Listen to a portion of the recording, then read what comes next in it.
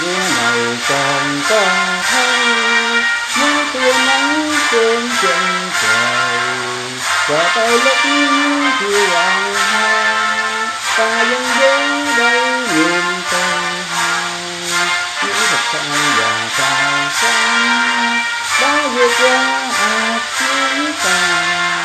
Ta vẫn thấy trong đêm thầm những thật ngang gian và thơm trời, những đèn lớn kia sáng tối, những bom rơi trong không trung, những ra suốt trời đêm, thì ta vẫn còn đây.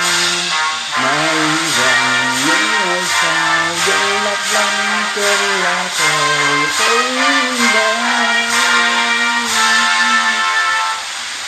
cho đất ta là của tự do.